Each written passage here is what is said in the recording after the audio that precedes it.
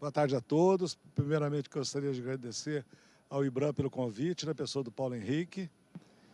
Agradecer também a presença dos meus colegas aqui de labuta no jornalismo ambiental. Né? Meu nome é Irã Firmino, eu sou jornalista e ambientalista, sou editor da revista Ecológico e consultor em comunicação ambiental. Vamos começar então. Começar pela Mara Cristina Fornari. Ela é editora assistente da publicação na Brasil Mineral, profissional com mais de 30 anos de atuação no setor de mineração. Mara. Boa tarde a todos.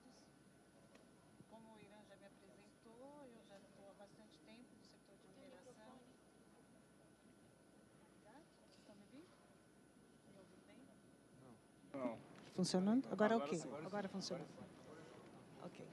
Boa tarde a todos. O Irã já me apresentou. Meu nome é Mara Fornari. Eu trabalho com o setor de mineração há mais de 30 anos e também passei pelo setor de saneamento ambiental e estou na revista Brasil Mineral e na saneamento ambiental há bastante tempo. Okay. Marcelo Portela, editor-chefe do portal Notícias de Mineração Brasil, trabalhou em vários e maiores jornais e agências do país. Boa tarde a todos.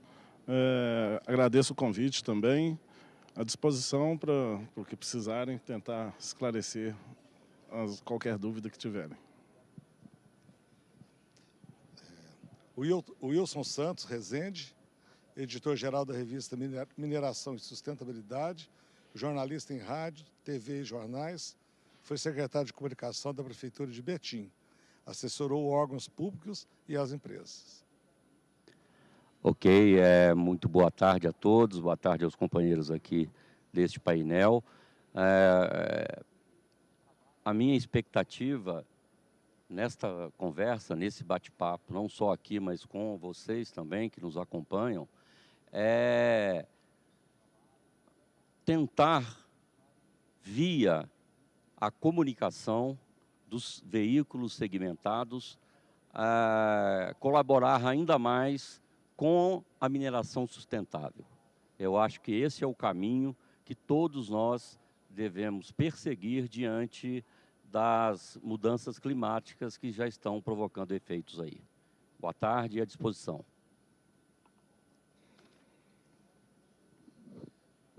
É o Joseph Jung, fundador e editor da revista Minério e Minerales e revista O Empreiteiro, setor de engenharia de infraestrutura. Fundador da revista e hoje plataforma Minérios e Minerales, dedicado ao setor de mineração há 48 anos. Boa tarde a todos. Boa tarde a todos. Como meus colegas também colocaram, né? Quando a revista Minérios foi fundada, lembro que existia a revista Mineração e Metalurgia, no Rio de Janeiro, que era ligado em conteúdo com a CPRM e nós.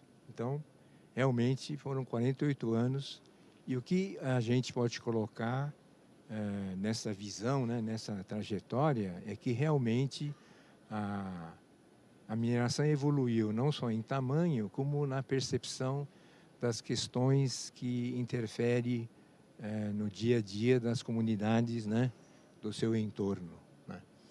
Então, devolvo a palavra para o Irã para começarmos. Muito obrigado. Eu vou pegar uma beiradinha do Newton ali, que falou né, o que nos salva hoje, o que nos norteia hoje é a questão do desenvolvimento sustentável mesmo, né? A mineração sustentável, né?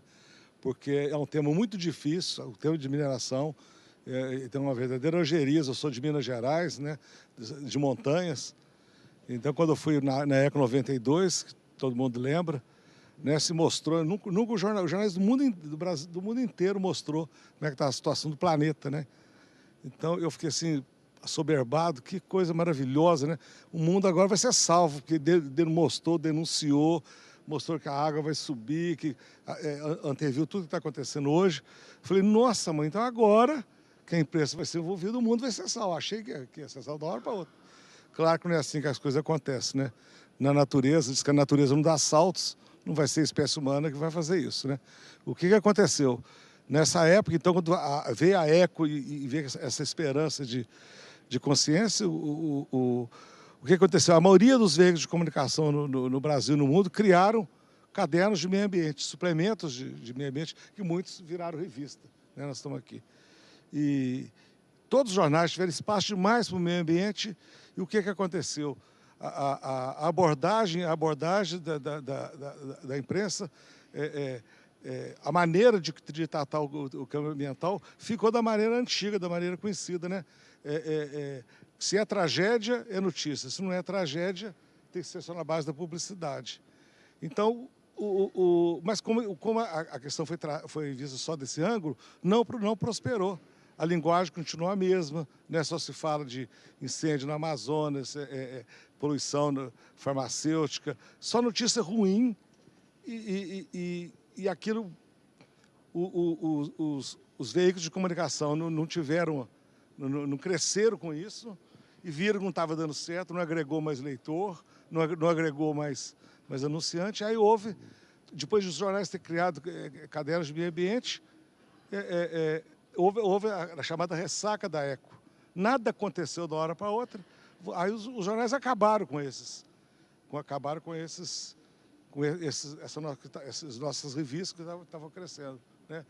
Eu só consegui sobreviver porque eu falei, puxa vida, né? Eu estava do lado de cá como ambientalista, vendo pela ótica ambientalista, tudo bem. Depois eu fui ver pela outra ótica e falei, gente, eu não posso voltar. Eu não posso voltar para... Estou tomando tempo, eu vou voltar, vou segurar aqui. Quando eu voltei, depois que eu cobri a ECO, porque eu passei esses 2 anos, criamos caderno de ecologia, aquela coisa toda, foi decaindo o mercado, foi acabando. Eu falei, gente, o jornal quis acabar, eu trabalhava no estado de Minas, o jornal quis acabar com o espaço de meio ambiente. Eu falei, vocês são loucos, gente, coisa do futuro, questão ambiental, coisa de futuro, não pode nunca pegar um negócio desse, mas não teve jeito e foi uma dificuldade para a gente se colocar. Eu voltei, eu já fui ambientalista, depois fui governo, na área ambiental, tentei voltar para o jornalismo. Quando eu voltei, o tipo de jornalismo que fazia, eu não tinha condição de fazer igual, sabe? Repetir aquele tipo de jornalismo o resto da vida. Então, eu fiquei meio deslocado, até que veio a palavra do desenvolvimento sustentável, que realmente é uma palavra mágica, que não existe salvação para nós, está determinado nisso, né? Então, ao abordar, então, a revista com amplitude maior do que era aquela coisa já conhecida, isso agregou muitas pessoas, muitas empresas, muitas instituições, e graças a isso, um motivo disso que realmente é uma coisa do futuro mesmo, a imprensa verde, que é capaz de ajudar demais na mudança, que eu consegui ficar 35 anos. O Joseph está há 48 anos com revista, né? Eu também sou editor da revista, já tem 35 anos. Por causa da abordagem, que é a abordagem da revista em cima do desenvolvimento sustentável, e tem tudo a ver com o recado que está saindo desse evento aqui. Quer dizer, eu acho que tem que mudar um pouquinho a forma, eu acho que a tese do desenvolvimento sustentável e tudo que foi falado aqui hoje tem que ser pode ser um pouquinho a mais, mas eu vou falar isso no decorrer do nosso tempo aqui.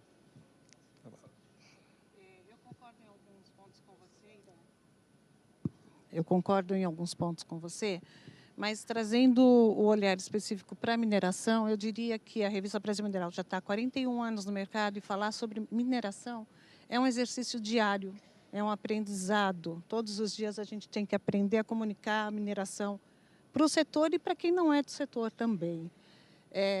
O sensacionalismo, as manchetes ruins, eu acho assim, os problemas eles precisam ser abordados, mas a revista não se pauta especificamente pelas tragédias. Mas quando a gente aborda um problema do setor, a gente sempre traz com o viés de tentar buscar soluções, tentar trazer o conhecimento daquele problema e fazer com que a nossa função é fazer com que as empresas se unam em prol da resolução de um problema. Então, eu acho que é isso que nos sustenta há 41 anos. é a abordagem de uma forma bastante eficaz e ampla do que vem acontecendo, com espaço para que realmente as empresas venham, se apresentem e, se acontecer o problema, se justifiquem, vamos buscar juntos soluções, vamos tentar amplificar, né, a oportunidade do setor falar e se mostrar.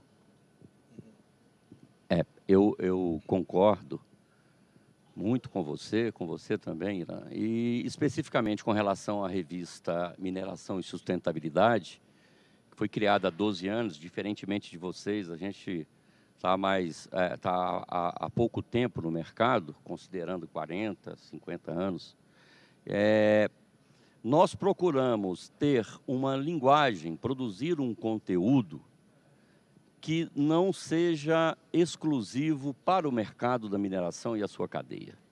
A gente entende que, como você bem disse, Mara, a gente entende que a mineração, pela sua influência e pela sua importância, ela precisa ser compreendida por todos os públicos. Então, o nosso conteúdo, o visual da revista, procura ser abrangente no sentido de mostrar os dois lados, mas, sobretudo, no sentido de impulsionar a mineração no que ela tem de melhor, ou no que ela pode produzir de melhor.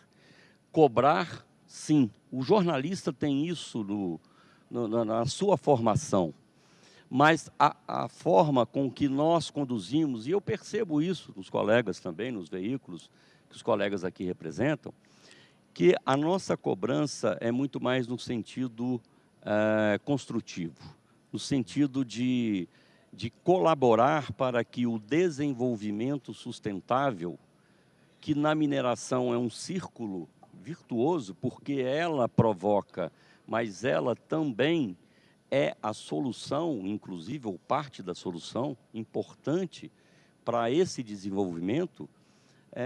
Então, a nossa linha editorial carece e trata de forma muito cara, corrigindo, né? Trata de forma muito cara o desenvolvimento sustentável para a amplitude da sociedade. Nós não procuramos falar só para o mercado e a sua cadeia, conforme eu disse aqui no início. Boa tarde, mais uma vez.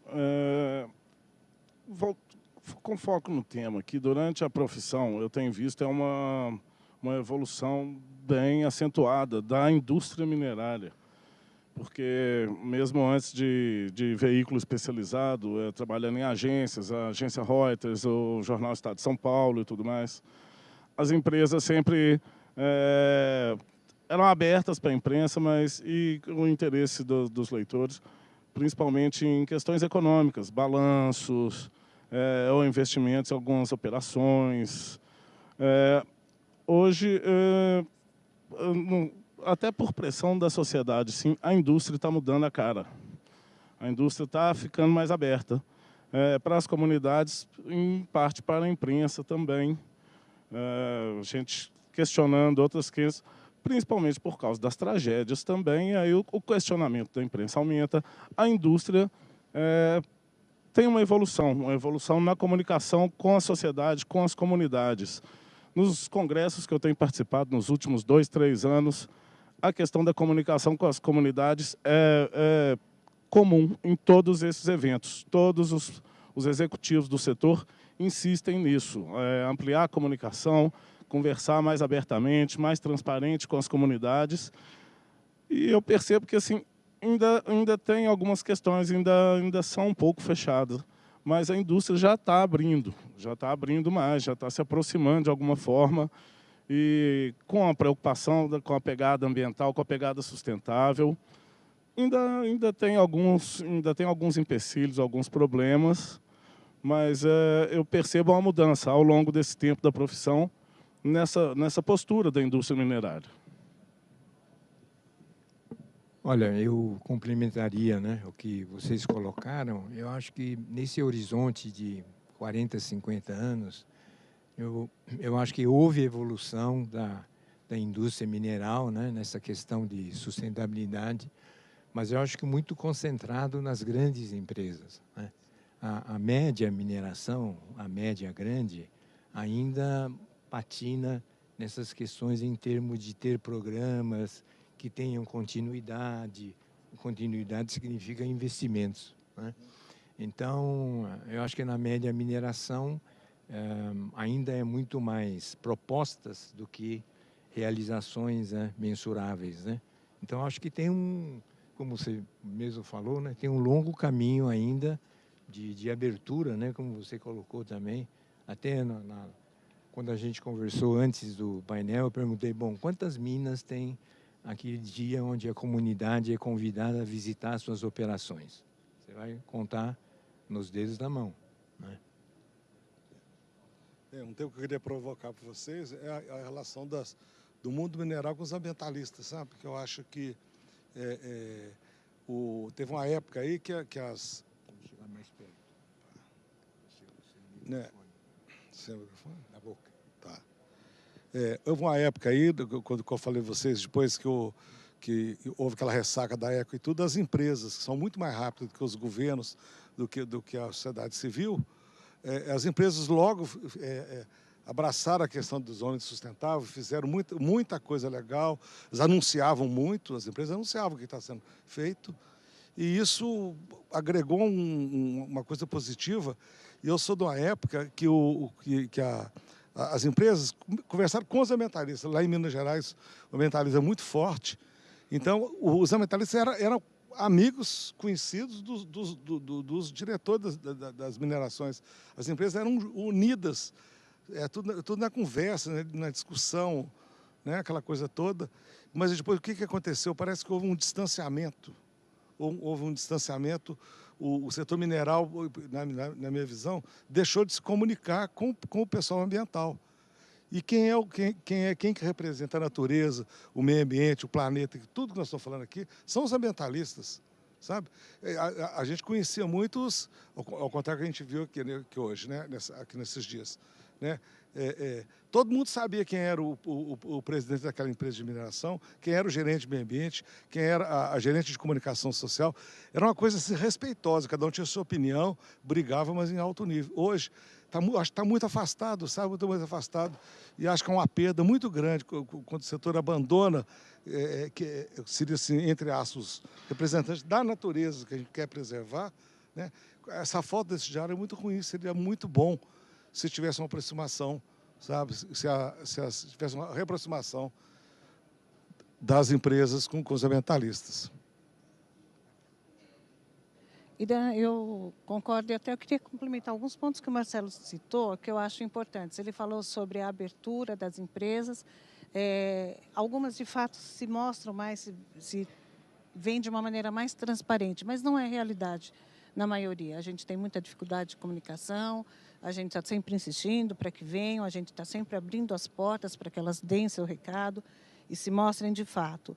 Mas, junto com todo esse movimento, é importante que elas entendam que a essencialidade dessa abertura, de se mostrar, de falar conosco, que nós conseguimos amplificar as notícias, é porque nós também estamos mudando a forma de comunicar. Nós, há 40 anos, quando começamos, nós éramos um veículo essencialmente impresso. Então, demorava para chegar a informação ao público final. Assim como a mineração, os veículos de comunicação também vêm se adaptando aos novos momentos. Hoje, a Brasil Mineral ela é uma multiplataforma. Nós temos um site, nós temos redes sociais, nós estamos no LinkedIn, nós estamos no YouTube, estamos sempre fazendo eventos. Então, a gente precisa, de fato, que essa resposta, essa procura, venha de uma forma mais rápida para a gente. Porque a quantidade de pessoas que a gente atinge hoje é muito maior do que quando nós éramos um veículo essencialmente impresso. Antes tínhamos 15 mil exemplares, hoje, no mínimo, a gente consegue alcançar 75 mil pessoas. E a velocidade da informação é muito rápida. O que levava talvez um mês para chegar, em segundos você já está comunicando. Então, eu acho que tem que haver, sim, de fato, essa proximidade entre os veículos segmentados e as empresas, para melhorar essa comunicação, para que tudo ocorra de uma maneira bastante transparente e ética. E se vocês citaram também o relacionamento com as comunidades, o tablet. Vocês citaram também o relacionamento com as comunidades. Esse é um assunto que a Brasil Mineral já fala há bastante tempo. Nós temos um evento chamado Mineração e versus Comunidades. No ano que vem faremos a 10ª edição desse evento. E realmente são temas sensíveis, mas a gente está sempre se predispondo a abrir um canal de diálogo, de comunicação, para que venham, de fato, as empresas para dentro das páginas da Brasil Mineral, para o nosso site, para que elas possam realmente colocar seus problemas e chegar a soluções conjuntas. Eu quero só contribuir aqui. Parece que o Marcelo está te sugerindo, se não estou enganado, é que você abra o tablet, porque já podemos ter perguntas aí do público, de quem nos acompanha. Eu queria complementar o que todos os colegas aqui disseram. E eu acho que o simples fato de estarmos aqui hoje, nesse espaço, discutindo a relação e a trajetória das revistas especializadas, é uma demonstração dessa nova visão, porque esse espaço é o espaço das empresas. O IBRAM nos convidou para discutir com vocês e para discutir entre a gente aqui do palco, exatamente essa trajetória e como que isso pode se dar daqui para frente. Eu, pela minha experiência, eu sempre usei uma simbologia e vou repeti-la aqui agora. Vamos imaginar um cachorro, esse bichinho tão dócil, tão amigo, que todos nós gostamos muito. Normalmente é o cachorro que abana o rabo. Ah, sim, ok. Eu falo alto mesmo, gente, então vocês vão me ajudando aqui, viu? Então, o cachorro, ele abana o rabo, e eu entendo que as assessorias de comunicação precisam ser empoderadas dentro das empresas, para que não aconteça isso que a Mara citou aqui. Muitas vezes a gente batalha muito por uma informação que é simples. E, às vezes, as assessorias precisam desse empoderamento interno, desse reconhecimento do valor e mesmo da capacidade dos profissionais, para que, em alguns momentos, o rabo abane o cachorro. Porque muitas vezes é o profissional de comunicação que vai ajudar no direcionamento da mensagem que deve ser passada. Então, o que eu acho muito importante frisar nesse espaço, que é um espaço que o IBRAM nos concedeu, é que as empresas deem um valor e um reconhecimento ainda maior às suas próprias assessorias, seja a assessoria interna, seja a assessoria terceirizada. Nós queremos contribuir, e a revista vai sair impressa ou virtual, tendo ou não tendo informação. Para ser bem claro, nós nunca assistiremos, até cortaram o meu tempo, não, ainda não. Só para encerrar mesmo, nós nunca assistiremos o William Bonner dar o boa noite e dizer que hoje não tem Jornal Nacional, porque não tem informação. Então, as empresas precisariam entender isso, porque teve uma evolução, vem da pressão, por causa dos eventos de Mariana e Brumadinho. Eu acho que não precisamos repisar nisso, mas é preciso evoluir ainda mais a despeito de toda a evolução. Eu disse, teve uma evolução, não que mudou completamente. Concordo plenamente com o Joseph.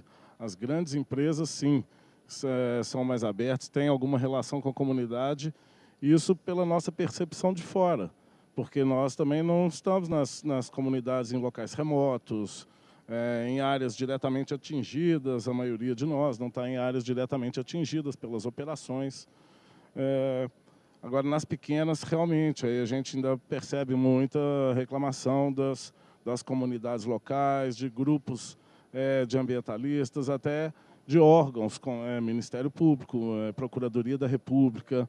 Ainda tem uma briga grande com as empresas para a adoção de medidas para o relacionamento com as comunidades.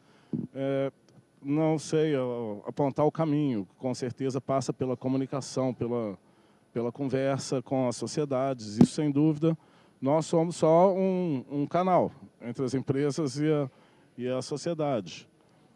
Depende da postura das empresas também, nós vamos cobrando, mas a postura das empresas, as ações na prática. Algumas sim mudam, outras, como o Joseph disse, as pequenas, as médias, ainda são relutantes. A gente ainda vê alguns problemas sérios, algumas práticas antigas que não condizem com a indústria, que é uma indústria com inovação poderosa, tem investimentos gigantescos e extremamente necessária para boa parte de todo o funcionamento da sociedade, né? Inclusive para as telas que nós estamos aqui e tudo mais. Mas não sei qual que é o caminho ideal para todas, porque tudo isso demanda também, claro, investimento, essas posturas, a atividade de forma adequada, tudo demanda investimento, sim, das empresas. É uma mudança de postura que não tem como ser imposta. Quem tenta impor, o Ministério Público fica nessa briga com algumas empresas e os problemas continuam durante essa briga, não resolve.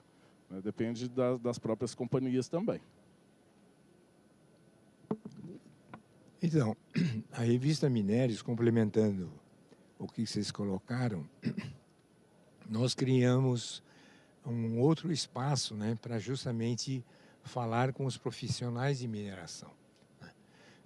Então, há 25 anos, eu acho que faz, lançamos o Prêmio de Excelência da Indústria Minero-Metalúrgica Brasileira, convocando os profissionais de mineração a escrever sobre as inovações, quer dizer, sair daquela comunicação só com a cúpula da empresa e falar com os quadros que cuidam da operação do dia a dia, né?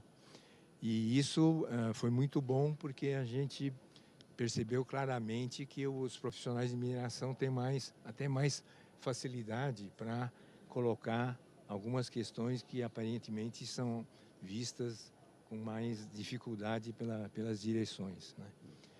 Então, seguindo essa linha de raciocínio, aqui nesta Exposibran em Belo Horizonte, nós lançamos o primeiro prêmio de mina sustentável, convidando o pessoal de meio ambiente, que cuidam, né, dos programas ESG nas mineradoras, a escrever sobre os seus projetos que tenham resultados mensuráveis dos últimos 5 anos. Então, eu acho que se comunicar com esses quadros, vamos dizer, do escalão operacional, é um outro caminho, né? Só lembrar, né, gente, que ainda melhorou muito, né? Mas qualquer problema que tem nas empresas, né, os dois primeiros setores que são cortados, que cortam investimento, infelizmente, né, meio ambiente e comunicação. É impressionante isso, como acontece, né? E tinha que ser o contrário, né? Eu acho que tem que colocar paixão na coisa, sabe? Porque eu vi tantos empresários, tantos presidentes aqui de empresas, fervorosamente falando coisa bacana, né? Acreditando. Mas eu acho que tem que adicionar, sabe? Tem que adicionar alguma coisa na informação ambiental, sabe? Que comova as pessoas, sabe? Eu sinto que as empresas assim ficam, como é que fala? Sem receio de, sabe? Sem receio de acontecer na prática, sabe? Essa pouca amorosidade com o tema. O tema, né? Eu vi uma pesquisa que foi feita aí que 80% o jornalista não gosta da pauta mineração. Então, ainda mais lá em Minas, São Montanhas, não gosta da pauta, dessa pauta. Então, e tem muita coisa bacana, né? Essa luta que a gente faz aqui, o jornalismo ambiental, devia passar em todos os jornais, eu tinha que ter. Sabe, eu acho que tem que ser valorizado mais a comunicação e a questão ambiental dentro das empresas. Eu entendo que dentro desse tema nosso aqui, da trajetória da mineração pelo lado das revistas especializadas, a mensagem é exatamente essa. Eu quero complementar nesse sentido. Se as empresas não entenderem que os veículos são canais, os veículos de comunicação são os canais mais rápidos, ainda mais agora que todos nós estamos no campo virtual, não é? A revista Mineração e Sustentabilidade, que eu edito, está lançando aqui neste evento a TV Mineração, em 4K no YouTube. Um trabalho muito bem feito pelo William, que é um visionário, diretor e fundador da revista. Então, se as empresas não se abrirem para uma comunicação mais ágil, como foi dito aqui, ela não vai alcançar o público em geral e muito menos os ambientalistas que precisam ter voz, sim, e serem ouvidos ao mesmo tempo. Eu queria complementar. O Marcelo falou que não saberia dizer qual a solução. Realmente, acho que não existe uma solução pronta, Marcelo. Cada caso é um caso e tem que ter uma diretriz bem conduzida. O José falou que a comunicação circula entre a empresa. E eu acho que esse é o ponto. Nós, revistas setoriais, temos condição, sim, de levar essa comunicação para além dos muros da empresa. Nós temos como fazer isso, nós temos como expandir essas ações. Então, eu acho que a gente tem que fomentar cada vez mais a parceria, revistas setoriais e companhias de mineração. E eu disse também para vocês há pouco tempo que é um aprendizado diário. Nesse setor tão tradicional, a gente está aprendendo a se comunicar hoje com o público novo que está chegando. Nós temos que promover um movimento de renovação do setor de mineração. Temos que trazer jovens. Você disse, a imprensa não gosta de falar sobre mineração. Os jovens não querem falar sobre mineração, mas ela é essencial. A gente tem que mostrar que, de fato, todo mundo precisa da mineração. Então, vamos aprender, nós também como veículos, a comunicar isso para o setor. Vamos nos enquadrar em novas linguagens, em novos canais de comunicação. A Brasil Mineral, recentemente, tem promovido está reformulando o Conselho Consultivo da revista, que é muito importante, que nos ajuda bastante, nos orienta nas pautas, nos traz assuntos relevantes.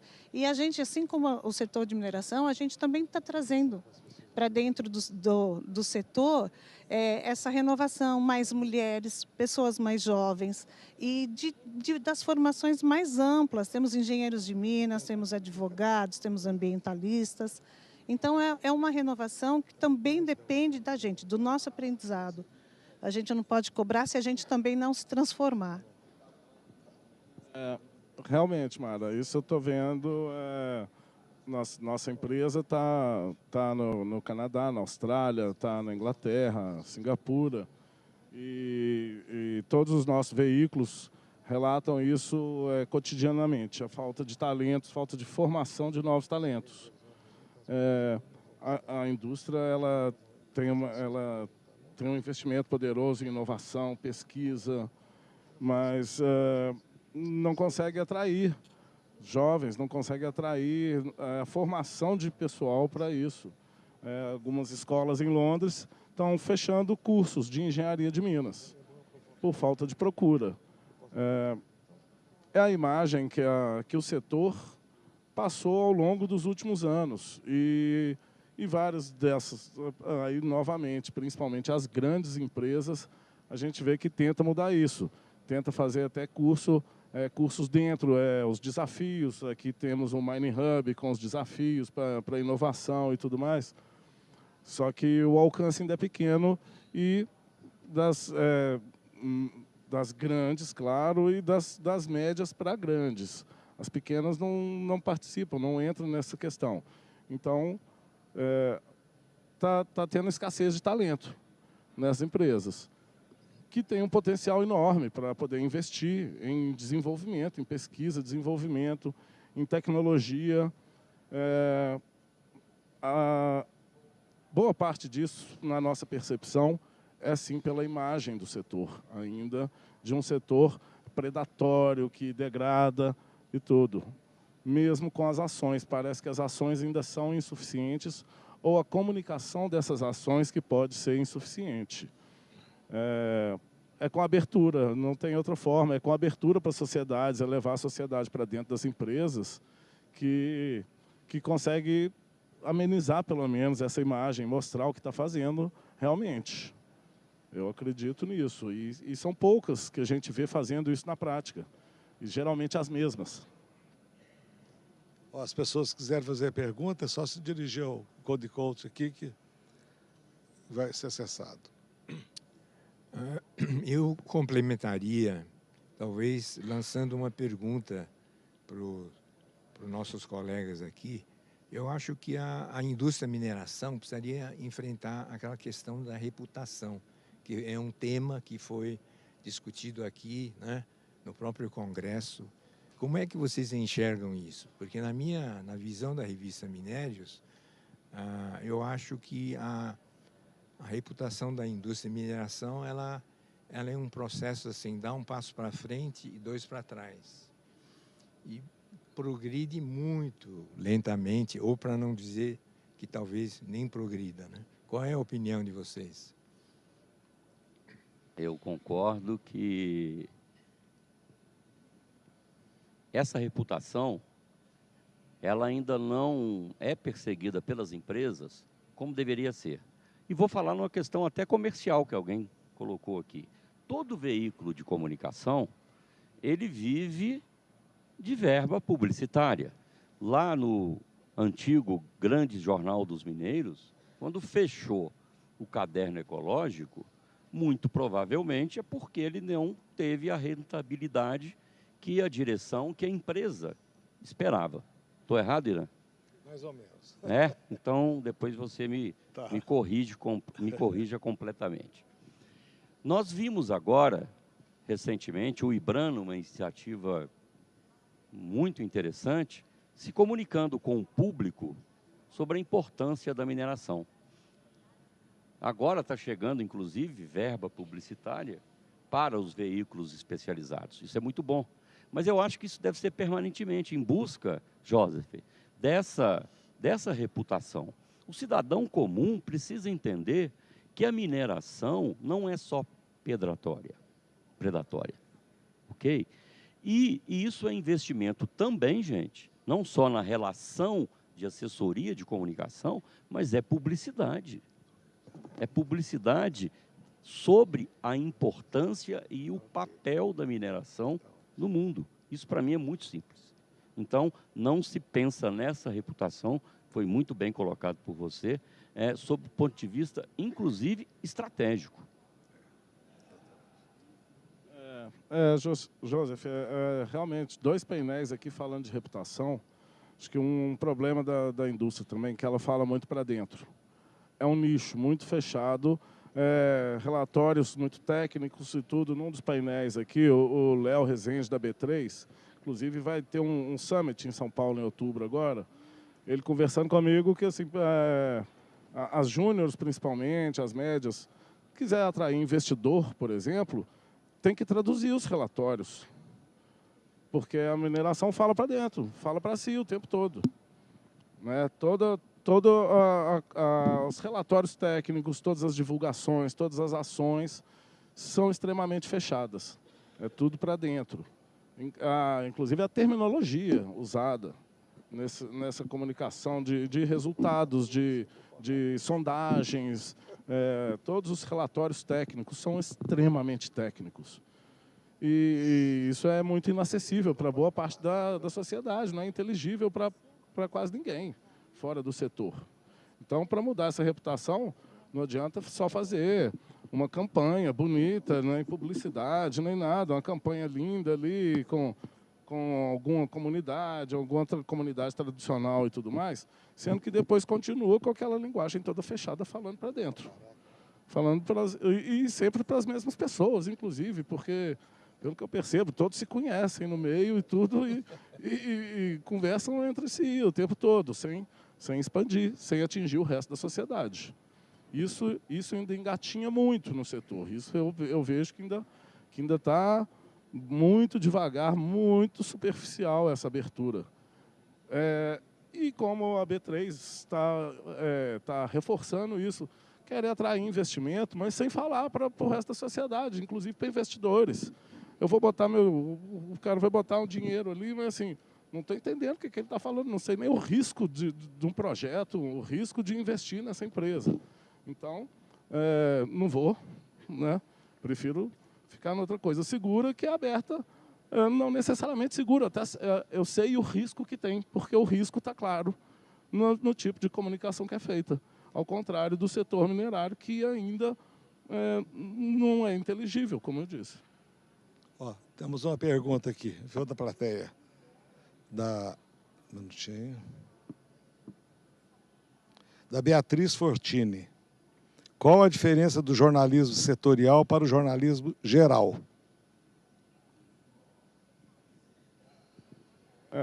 Uma diferença básica nessa questão é que nós temos que estudar para tornar inteligível esse tipo de relatório, de comunicação e tudo. O jornalismo geral pega um balanço, ou pega as declarações no meio de uma coletiva e põe aquilo no papel, na TV, no rádio, no que for.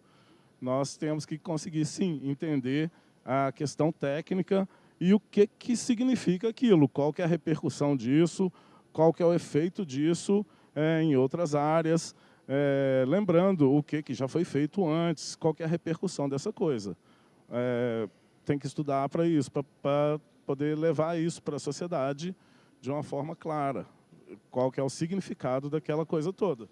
Que muitas vezes um anúncio, um simples anúncio, não é só aquele anúncio, tem uma repercussão, tem uma história e tem uma consequência depois.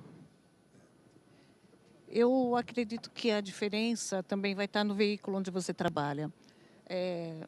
Um veículo geral não especializado, ele vai se interessar essencialmente pelo fato, pelo momento, né?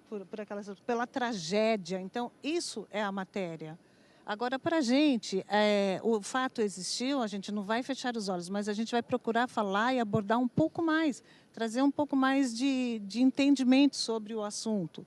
Então, quando a gente se torna segmentado, a gente busca um pouco mais de especialização para falar, não só para um setor técnico, mas para falar para leigos que começam a se interessar sobre aquele segmento, né? Então, eu acho que a diferença é essa, entre o objetivo, o que você quer comunicar.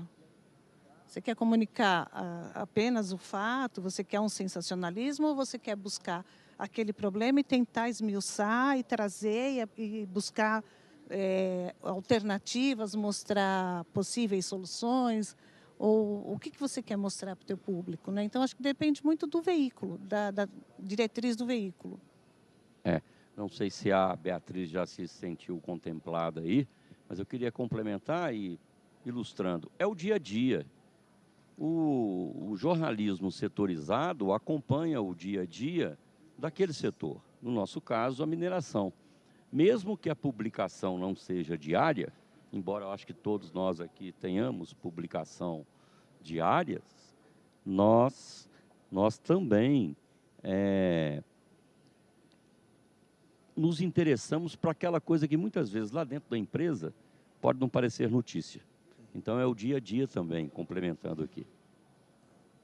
Então, eu queria completar o que você falou, né? Estava lembrando como nós editamos também uma revista chamada O Empreiteiro, na área de infraestrutura. Nós fomos fazer uma matéria sobre a reconstrução de Bento Gonçalves. Bento Rodrigues. Gonçalves, é isso mesmo? Então, que é uma pauta que não apareceu na imprensa geral, né? Porque é dentro daquela questão, né?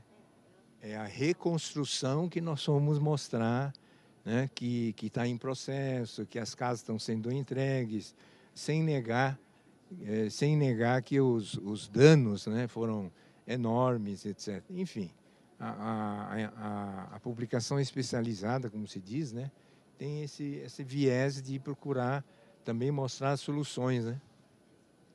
Você tem razão, Joseph. Ela foi notícia na destruição, na tragédia, mas ela deixou de interessar na reconstrução, nas alternativas de modificar esse cenário. Então, é o que eu digo, vai depender muito da linha editorial, do que o teu veículo quer passar. Bem, então, nós temos mais uma pergunta aqui. Como vocês enxergam a dinâmica atual entre o desejo das empresas de emplacar releases versus o editorial e publicação das revistas setoriais? Deu para pegar? Mas isso é um tremendo abacaxi, né?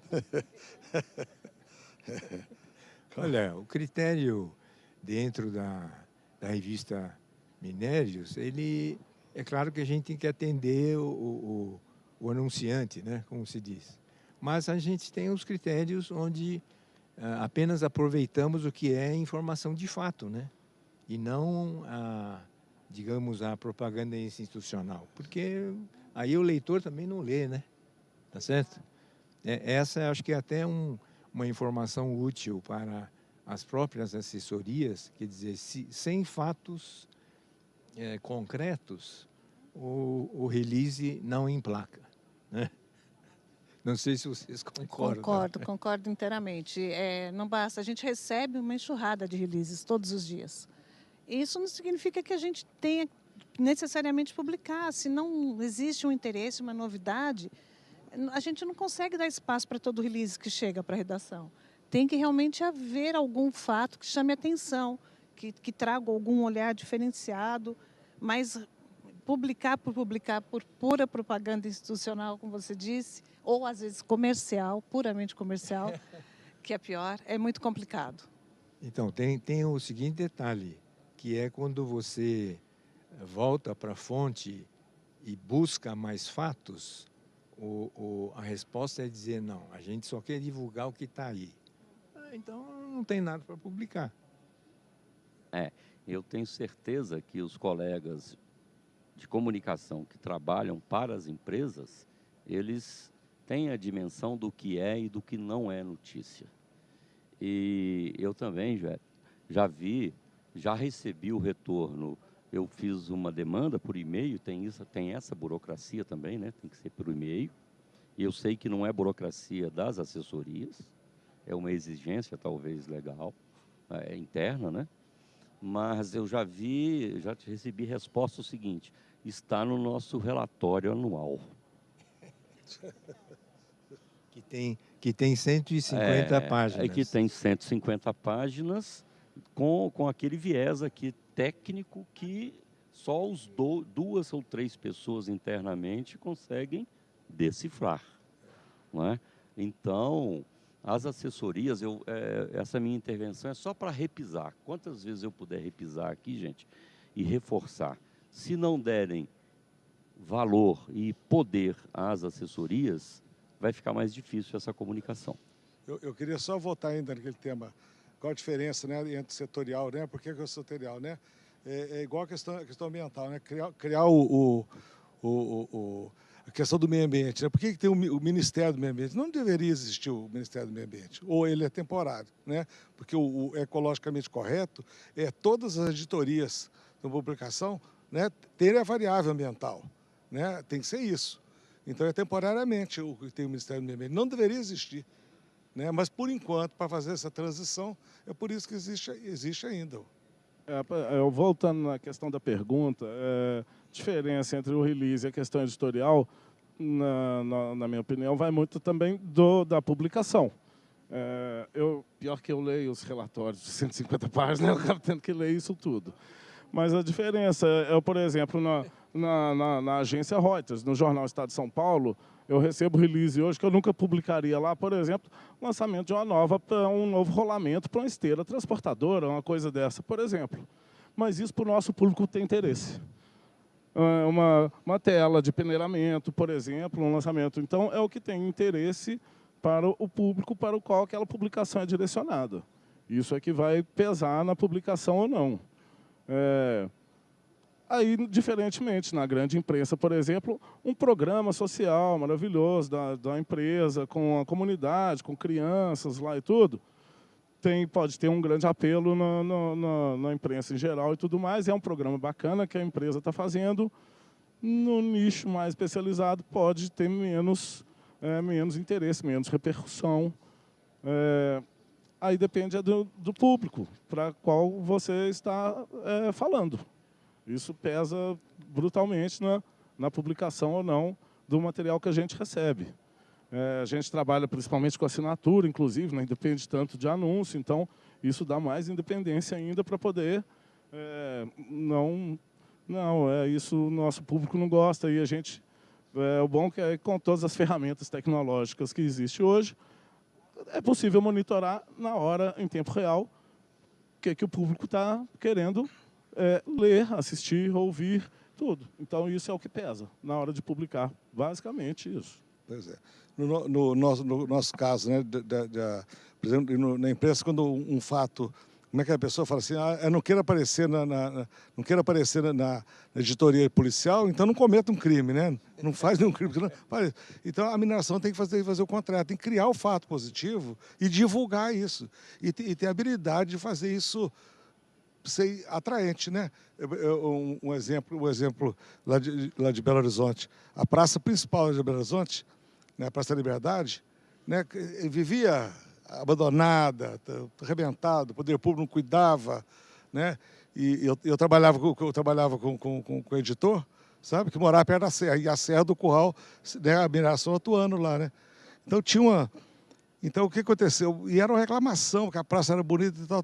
A MBR na época, anti-Vale, ex-Vale, né? Ex-Vale, antes da Vale, a BR foi lá e adotou a praça, pagando um dinheirão por mês, deu emprego para umas 15 pessoas ali, a praça ficou impecável. Aí um dia, eu andando lá na redação, o meu chefe, que era editor, que a gente fazia muita matéria, metendo pau na empresa ali em cima, né? Ele falou favoravelmente da mineração. Falou, você não é inimigo da coisa, não? Não, mas olha o que ela fez naquela praça lá, gente. Quer dizer, mexeu lá né, houve uma atitude da empresa bacana, né, num lugar sensível. Aí teve um retorno, hoje já tem um... Né, então, o que o setor tem que fazer, mais coisas boas para o meio ambiente, para a natureza, e divulgar isso de uma maneira, né, que todo mundo entenda. Sim, outra coisa interessante, mas aí volto mais uma vez no que o José falou da questão de grandes e pequenas. As grandes empresas que são listadas em bolsa, têm a obrigação de divulgar informações técnicas, são publicações obrigatórias, então isso está lá público. Então a gente pode buscar isso facilmente, informações econômicas, regulatórias, de ações ambientais, tem os relatórios de sustentabilidade, isso tudo está disponível para todos. Então aí a gente não depende só de release também. Pode buscar essas informações todas lá e divulgar. Mas aí, no caso das pequenas empresas, empresas de capital fechado, não. Aí sim fica dependendo das próprias companhias se manifestarem, a abertura delas com as comunidades, o que elas forem mandar. Aí sim fica um pouco mais complicado. Essa demanda das médias e pequenas realmente é complicado.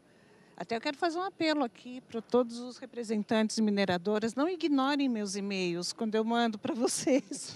Me respondam, deem atenção para mim. Eu estou buscando realmente falar sobre a empresa, eu quero dar um espaço para vocês, quero que vocês tragam as informações validadas. Então, a gente busca as empresas, a gente só quer que elas nos ouçam também.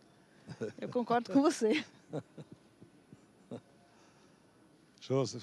Então, mas eu ia perguntar para os meus colegas aqui se esse fechamento, digamos assim, da atividade de mineração, né, principalmente de porte médio, porte pequeno, se tem a ver com a questão de que o depósito mineral é concedido, né, e é normalmente explorado durante décadas, por diversas gerações, né? E essa posse, vamos dizer, entre aspas, que não depende de mais nada, além de estar em dia com as obrigações fiscais, será que isso não cria esse apego meio que familiar, né? Com o seu depósito, sua atividade, não tem que falar para ninguém. Isso deve ter, né, uma questão, deve ter começado lá com os portugueses, quando chegaram aqui, né, e fizeram a colonização, as capitanias. Eu concordo. Eu acho que a questão é familiar, superproteção, uma autoproteção e uma incapacidade, infelizmente, de enxergar a evolução que o mundo tem a cada dia. Simplesmente assim.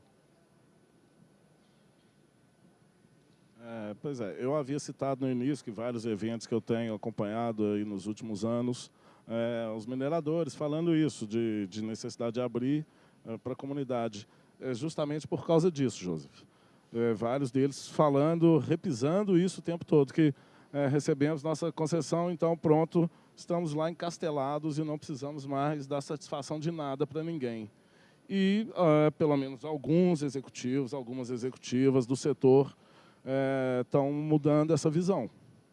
Estão vendo que não, que hoje está pesando muito no mundo todo, no Brasil ainda, no Brasil também, mas em outras partes mais, a licença social.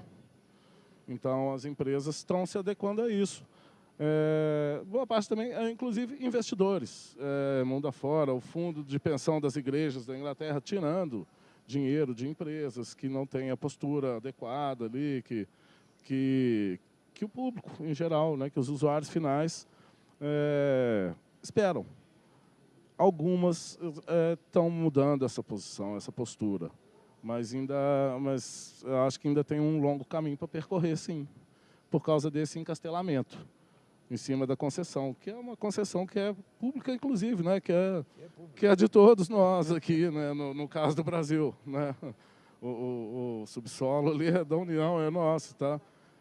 Só está um usufruto ali. Mas esse é da União e é nosso, isso é uma força de expressão, você sabe. Eles têm que pagar por isso, né? A concessão. Mas então, esse é o problema. Consegue a concessão e se apropria e fecha. E alguns estão mudando essa visão, mas ainda é um setor bem fechado nisso. Chega, vou explorar do jeito que eu quiser e pronto, sem a contrapartida para a comunidade local. Mas cada vez mais a licença social, isso foi falado em vários painéis aqui também, a licença social hoje pesa muito. Até no processo de licenciamento de um projeto, a licença social acaba pesando. Quem já está minerando, quem já está operando ali, muda mais devagar. Mas alguns outros, nós vemos projetos aqui que agora está saindo licenciamento depois de mais de 10 anos, inclusive. E o Ministério Público Federal continua brigando. Não sei, o caso de Altazes, por exemplo, que é um projeto gigantesco na Amazônia, conseguiu todas as licenças agora, mas ainda tem comunidades lá indígenas e o Ministério Público Federal continuam brigando e tentando reverter a situação e tudo. Por quê? Porque a licença social é importante, sim. Tem a concessão de lavras, já está com a licença tudo, mas a própria comunidade também está mudando a postura de cobrar. Acredito que isso, a pressão não é só que o setor é bonzinho e está mudando, é pressão da sociedade e acaba que também, da imprensa também ajuda a dar voz a essa parte da sociedade que está fazendo essa cobrança. Gente, caminhando para o final aí. Se alguém tiver alguma pergunta para fazer? E como vai ser a nossa, digamos, a nossa posição ou nossa visão, né, sobre esse novo ciclo de mineração no Brasil, com muito mais exigências de sustentabilidade, né, muito ligado aos metais críticos para a transição energética, né, que inclusive trouxe, né, investimentos importantes para a Vale de Jequitinhonha, que é uma região tradicionalmente pobre, né, de Minas Gerais. Como é que vocês acham que essa nova demanda, essa nova pressão vai mudar a postura das mineradoras? Porque está chegando gente nova de todo o porte, né? Junior companies, médias empresas, canadenses, muitos. Complementando o que disse o Marcelo, eu quero iniciar a resposta, Joseph, com a questão da sustentabilidade, que não se remete apenas à questão ambiental, né, gente? É a sustentabilidade local, né? É até mesmo a preparação daquela comunidade para receber determinado investimento. Foi dito aqui agora há pouco, foi pontuado por ele, mesmo a captação do jovem. Você imagina no Vale do Jequitinhonha, nós que estamos aqui em Minas, conhecemos bem o que tem lá de carência.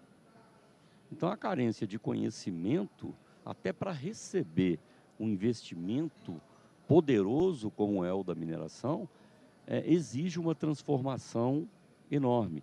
Nós lá, na revista Mineração e Sustentabilidade, nos interessamos muito pelas ações que vão afetar ou que vão, mais do que afetar, vão acolher essas comunidades nesse novo processo. Eu acho que a gente tem que estar atento na forma de comunicar. Saber olhar todos os aspectos, todos os detalhes. E você citou o Vale de Jequitinhonha, Joseph. A Sigma fez um trabalho muito bom lá para poder se colocar naquele local. As empresas que estão chegando estão fazendo trabalhos bons, porque já entenderam que elas fazem parte da comunidade. Os funcionários dela são pessoas da comunidade.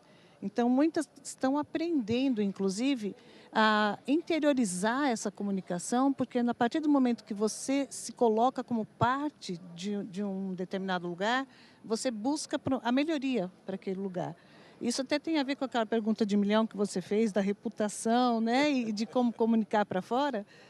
Eu acho que, na verdade, você tem que começar comunicando para dentro. E cada um interiorizando as ações e se sentindo, de fato, parte daquele empreendimento, parte do desenvolvimento daquela comunidade. Então, isso melhora bastante. A gente realmente vai assistir agora, daqui para frente, uma enxurrada de empresas chegando no Brasil, especialmente na busca, né, por esses minerais estratégicos. E vai ter que ficar muito atento a isso mesmo. Lá em Minas, os ambientalistas lá, sabe, a maioria dos ambientalistas, se for bater... Ah, tá longe? Tá aqui. Lá em Minas, a opinião dos ambientalistas lá, se for bater no liquidificador, sai a seguinte informação, sabe? As empresas, elas fazem muito pelo meio ambiente. Fazem muito, mas é verdade, né? Tem capital, quanta coisa que a gente viu aqui. Mas fazem muito menos do que poderiam fazer, sabe? E comunicar, né? E comunicar isso. Aí que nós somos, né, peças importantes, porque a gente faz esse entre-meio, né, que a gente não tem aquele preconceito, já é mineração, está errada, né? A gente está no meio para tentar uma coisa mediana, né? Também temporariamente, porque futuramente, né, todos nós seremos ambientalistas, né? Todas as editorias que são ambientais vão ter que passar por elas, né? Isso é uma transformação que está acontecendo no mundo, né? Então, no caso das empresas, voltando para o lado da comunicação, elas têm que comunicar e podem fazer muito mais do que fazem, sabe? Então, essa é a postura. E agora, nós tínhamos um ambientalista lá, que era o nosso mentor filosófico, o Dr. Hugo Werneck, que falava muito do amor à natureza, o amor realmente, né? A mineração ela tinha que pegar, para ela ter um contraponto com essa, como é que fala, estou perdendo aqui, essa reputação que é injusta, é muito severa com a mineração, sabe? Ela tinha que pegar a natureza como garoto propaganda dela e fazer para a natureza. Seria uma coisa que isso muda completamente o olhar, sabe? Em vez de fazer por obrigação, em vez de ter por interesse, uma oportunidade que tem, né, de gerar emprego, gerar prosperidade no lugar lá, comunica com vontade mesmo, sabe? Faz muita coisa, mas e é muito pouco diante do que as pessoas pedem, né? Lá em Conceição Conceição do Mato Dentro, foi feita uma pesquisa lá com os moradores, quando a Anglo American estava indo para lá, fizeram uma pesquisa ouvindo todos os moradores de todos os municípios envolvidos, pesquisa quando foi quantitativa, só não de qualificativa também. Mas o que a população pediu é coisa muito simples, mas é coisa simples demais da conta. Sabe? O que pede? Então, atender é muito pouco que a empresa gasta com a comunidade, porque a comunidade é muito pouca coisa, sabe?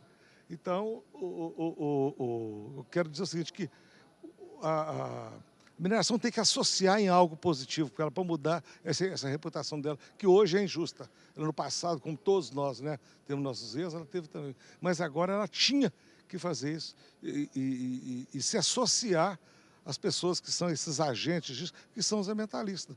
Se você for pensar hoje, né, a questão ambiental hoje está pegando todo mundo aí, aquela coisa toda, igual aconteceu no Rio Grande do Sul, né? O governador mudou a código de postura lá, ele mudou a legislação ambiental, olha o que aconteceu, né?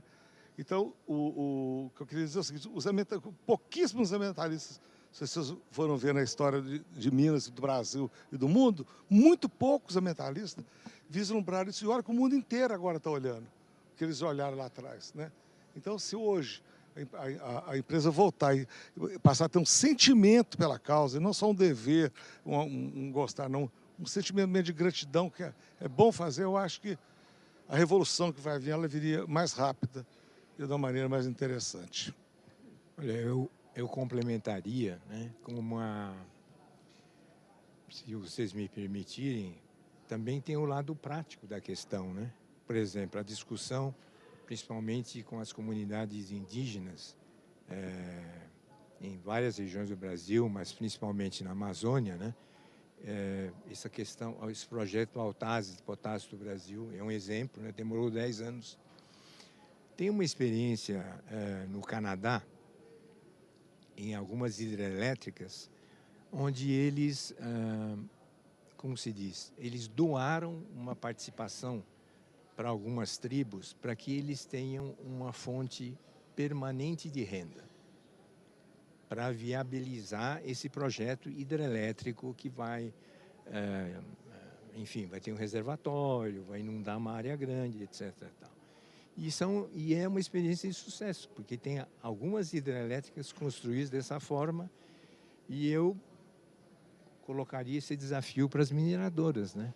Porque na Amazônia, será que não é uma solução definitiva? É um royalty social? Não, é um royalty, só que é permanente, não é uma esmola. Sim, claro. É diferente, né? Royalty significa que se você tem direito, por isso você vai receber. Então, royalty social, né? Quer dizer, eu acho que eu vou receber uns e-mails me xingando sobre isso, mas tudo bem. É uma ideia, acho que é uma experiência canadense de sucesso, né? Se não me engano, tem uma mina de diamante que também tem esse tipo de arranjo. É uma mina que está em fase já de esgotamento, mas é uma experiência de sucesso. Por que não, né?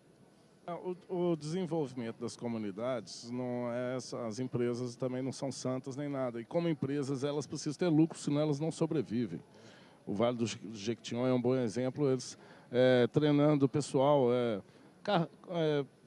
profissional com carteira D, carteira E, que é um investimento altíssimo para poder aprender a pilotar esse tipo de máquina pesada e tudo.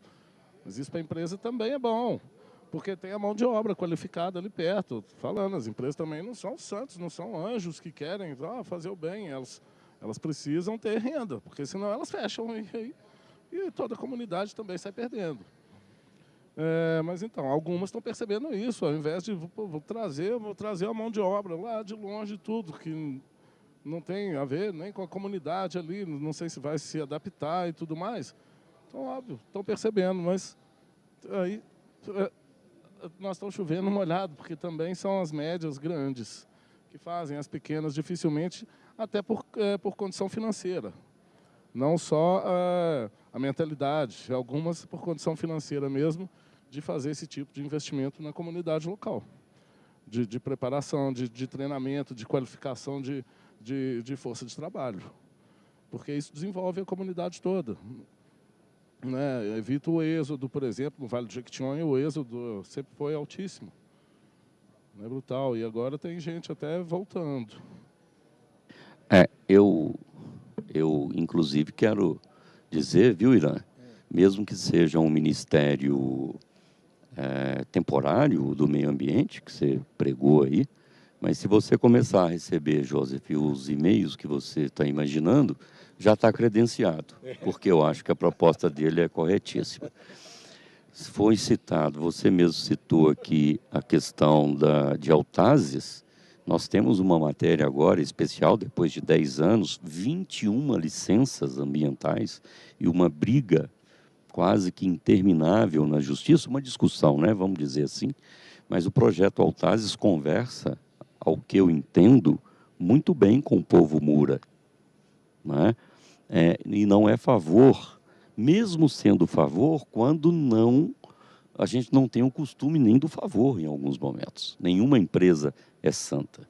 E ontem eu acompanhava, Marcelo também, a entrevista da Pilbara, que está chegando também no Vale do Jequitinhonha, e aí foi citado por você, se não me engano, o trabalho da Sigma, e ontem o executivo australiano lá colocou bem claro, tivemos como referência o trabalho da Sigma de inserção naquela comunidade. Temos bons exemplos, sim, temos bons exemplos, mas cabe a nós, jornalistas, na essência do jornalismo, cobrar sempre mais. Não sei se vocês prestaram atenção, no final do depoimento hoje da Gisele, que é presidente da Sigma, ela falou assim, nós somos, ou nós seremos, líderes ambientais. Olha lá, não é líder econômico, financeiro, não. Líderes ambientais, olha o detalhe. A visão, né? Ana Cabral. Foi lindo o negócio dela. É isso mesmo, você falou, para as médias e pequenas é mais difícil, muito mais difícil. Mas aí eu acho que, mais uma vez, nós, como revistas, como veículos especializados, podemos ajudar. Porque é difícil você promover uma ação isoladamente, mas você pode criar um consórcio de empresas que tenham o mesmo propósito e ajudar na promoção dessa ação, nesse ganho conjunto. Ninguém faz nada porque é bonzinho, não. A empresa está promovendo um bem-estar para a comunidade, sem dúvida alguma, ela também vai se beneficiar disso. Então, nesse caso, eu diria que é a tal da relação ganha-ganha. Mas, no caso das médias e pequenas, que não se sentem tão representadas, por que não se unirem? Vamos formar um consórcio, vamos contar com nossa ajuda, com o nosso poder de divulgação, de multiplicação dessas informações, para fazer com que essa realidade se altere para melhor. Sim. Vamos caminhando para o final, gente, dando o seu depoimento aí, final, seu recado. Não, já falei muito. Bom, eu acho que acho que nós analisamos algumas questões fundamentais para as mineradoras se transformarem em empresas mais cidadãs, né? Não é? Mais inseridas na comunidade, a política de portas abertas para visitas, não é? Acho que tem uma série de pequenas gestos e decisões que as empresas médias e pequenas também podem tomar para mudar a reputação que né, custa para melhorar, né? Eu acho que essa seria a nossa conclusão da revista Minérios. Tudo que nós falamos sempre esteve dentro das nossas percepções, da nossa cobertura do setor, do nosso dia a dia, das conversas com as empresas, das conversas que temos com as comunidades. Então, eu acredito sim na força do veículo segmentado para ajudar a melhorar esse setor.